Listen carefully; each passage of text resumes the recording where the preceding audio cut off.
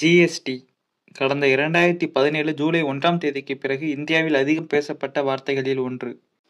Goods and service tax, அதாவது சரக்குகள் மற்றும் சேவை வரிய ஜிஎஸ்டியின் விரிவாக்கமாகும். ஜிஎஸ்டினா என்னன்னு பார்க்கறதுக்கு முன்னாடி ஜிஎஸ்டி வருவதற்கு முன்பு வரி செலுத்துகிற முறை எப்படி இருந்தது அப்படின்னு பார்க்கலாம்.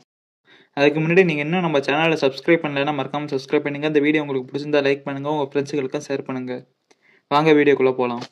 நம்ம எப்படி டேக்ஸ் பே பண்ணுறோம் அப்படிங்கிறத வச்சு டேக்ஸ் வந்து 2 டைப்பாக கிளாஸிஃபை பண்ணலாம். ஒன்று வந்து டைரக்ட் டேக்ஸ், இன்னொன்று வந்து இன்டைரக்ட் டேக்ஸ்.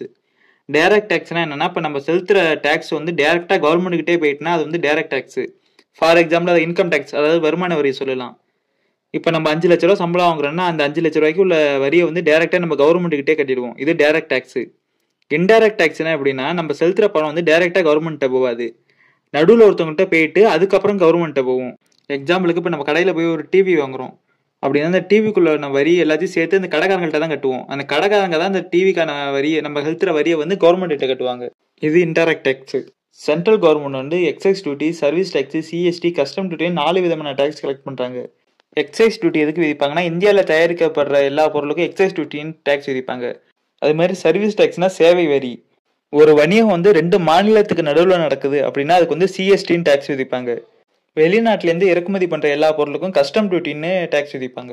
இதெல்லாம் சென்ட்ரல் கவர்மெண்ட் விதிக்கிற டேக்ஸ். அடுத்து ஸ்டேட் கவர்மெண்ட் எது மாதிரி டேக்ஸ் விதிக்கிறாங்கன்னா, value added tax, entertainment tax, luxury tax, entry tax.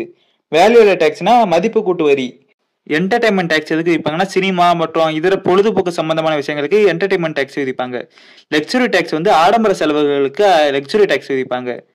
வெளி மாநிலத்திலேருந்து நம்ம மாநிலத்துக்கு ஒரு பொருள் வருதுன்னா அதுக்கு வந்து என்ட்ரி டேக்ஸ் விதிப்பாங்க. பழைய டேக்ஸ் சிஸ்டம்ல உள்ள முக்கியமான குறைபாடு என்னன்னா, ஒரு பொருளோட விலை வந்து எல்லா மாநிலத்திலையும் ஒரே மாதிரியே இருக்காது. ஒவ்வொரு மாநிலத்துல ஒவ்வொரு ரேட்டும் இருக்கும். அது மட்டும் இல்லாம நம்ம கட்டின வரி பணத்துக்கே திருப்பி ஒரு வரி விதிப்பாங்க. இதுக்கு பேர் தான் கேஸ்கேடிங் டேக்ஸ் எஃபெக்ட். அப்படின்னா என்னன்னு பார்க்கலாம். எந்த வரியுமே இல்லாம ஒரு போனோட விலை 10,000ன்னு வச்சுக்கோம்.